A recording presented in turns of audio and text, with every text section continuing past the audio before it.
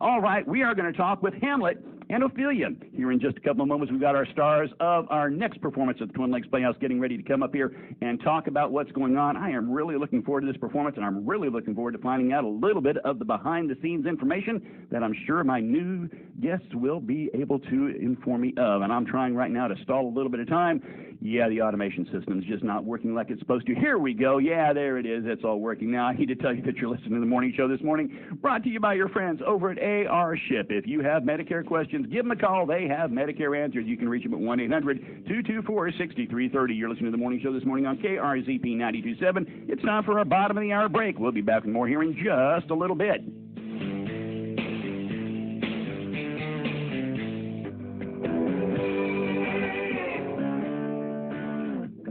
And we are back at the morning show, Mountain Home Radio. Hope your Wednesday is off to a great start so far. Beautiful weather outside, and we've got a whole another week of spring in front of us. I am looking forward to that. That's going to lead us right into next week when we have the opening over at the Twin Lakes Playhouse of their next performance, and it is going to be Hamlet up on the stage.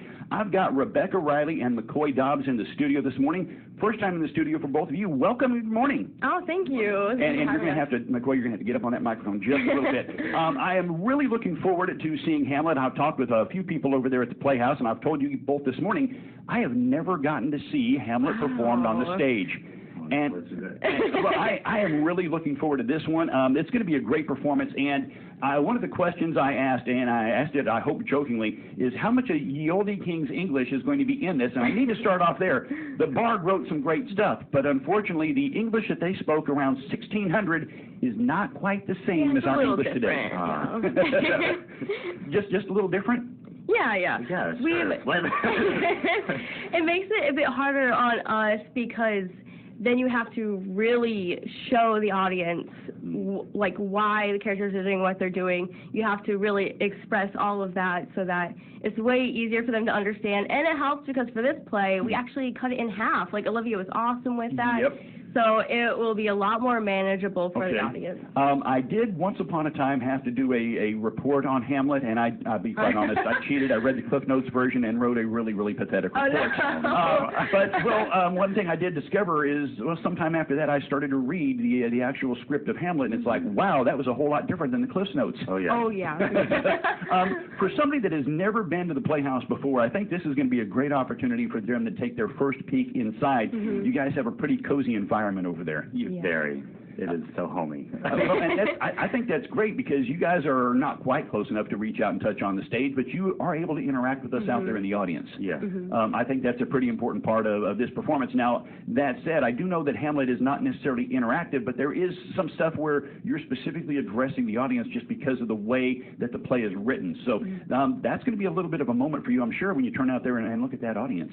Yeah, definitely. I mean, there are so many like soliloquies and monologues that are just full on, just alone on stage to the audience. Yes. And you're just like, saying something tragic, and they're just listening, just like on the edge of the seat. Yes.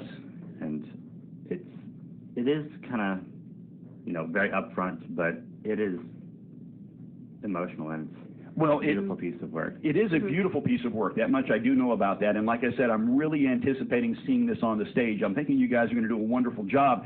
I've been talking with a few folks behind the scenes, and I understand this is going to be one of the larger casts we're going to have involved in this play also. Yeah, there are a lot of people. I wish they could see the look on McKoy's face right now. Yeah, there's a bunch. Yeah, we definitely had to double up on dressing rooms and sometimes triple up. Okay. Yeah, there's a lot of people. Double stacking in the dressing rooms to get everybody through there. Yep. Yeah. Well, that is part of the art of theater. So now keep in mind, this was performed live many, many years ago. Keep in mind, these were people performing it basically on a square in a small village sometimes. Yeah, they were having to do the costume changes back on the wagon. So, a little comfier for you guys here today. So, you guys have a couple of very, very daunting roles, in my opinion, for anybody that knows anything about this play. I think I've got two of the more challenging roles. I would think it's safe to do this. And I'm going to kill the headline for the sake of talking with the co-star here for just a second. You're playing Ophelia. Yes. That came with a lot of baggage. There are so many different ways to interpret her. She's such a complex character, and there's so many versions out there. And I honestly tried to avoid watching all the versions because if I watch something, then I'm like, oh, let's do it that way. I'm like, I don't want that kind of crutch. So I don't know. I had to, and it's weird because the script is cut in half, so that's a different Ophelia than the full-length Ophelia. So I'm like, who is she in this play? And she's such a beloved character and well-known that it's a lot of pressure. Well, beloved and well-known are two things that they are beloved because they are well-known. And this is not something you can just walk into and, I can just be my own Ophelia. You do have to rely a little bit on how the character is drawn up and some of the interpretations over time. A pretty daunting role. How did you decide that you wanted to even audition for Ophelia? Honestly, she was the role that I wanted. I had no idea what I was going to get. I honestly didn't even know if I was going to get a part, so I was so nervous. I was really happy that I got it. I love a challenge, and I don't know, I've always loved the character, and I wanted to see how I could do it. So, Ophelia is somebody you're familiar with, then? Yes. I love Shakespeare. Gotcha. Well, hey, there is nothing wrong with that at all. There's still a lot of folks out there who appreciate the bard. So, I'm loving hearing just some of the stories that have gone on behind the scenes. I've had the privilege to talk to a few folks from the Playhouse talking about some of the works going on. You guys are really studying hard for this one.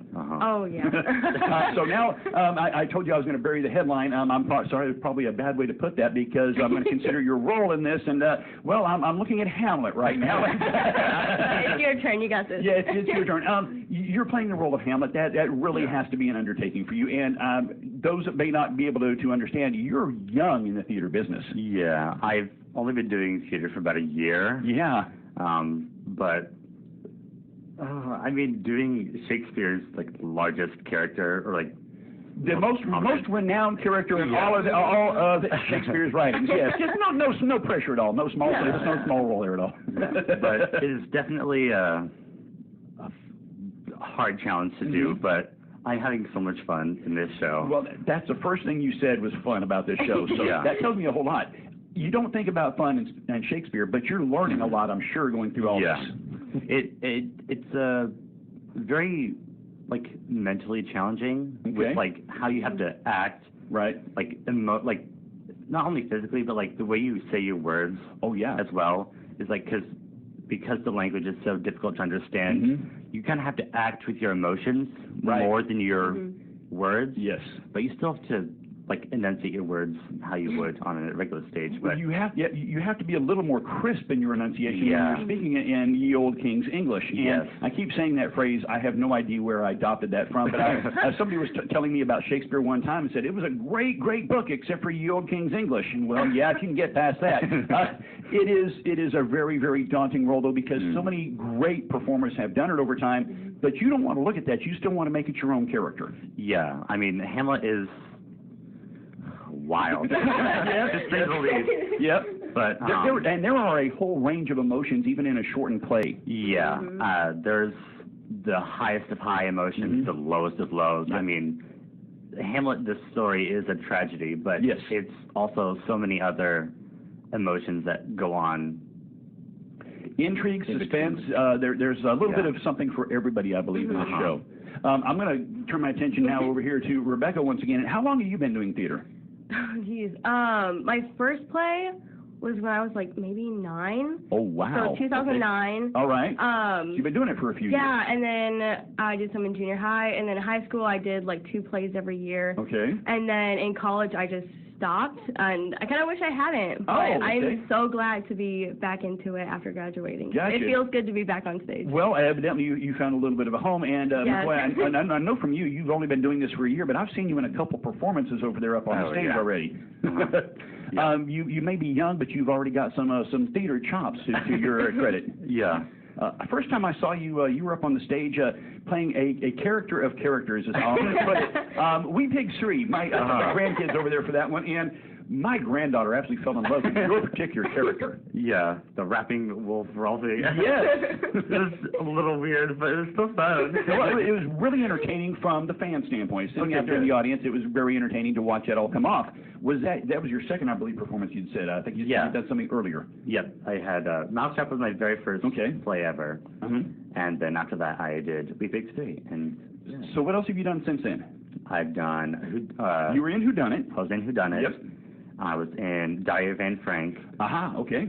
And did not get over there for that one. I'm sorry. That one was so sad, but yes. It was beautiful. Well, and for those that don't know that story, go out there, read the book, because the book, you guys did a great job from what I understand. I didn't get to see that one, and it really crushed me that I didn't get to see that one. Yeah.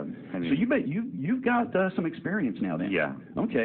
Done, I think, well, that's 7 plays in the past year. Yeah, I would say 5 or 6 already to your credit, so that's not too awful bad at all. And you guys are coming into this as basically, I hesitate to say the headliners of this show. Is that the accurate way to put that?